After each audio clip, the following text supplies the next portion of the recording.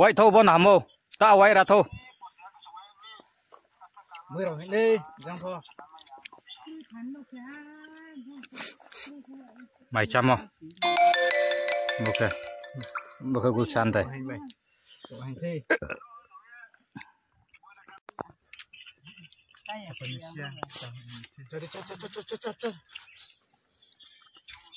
Capek nih ada ikan nih dulu. Cimbe di sini.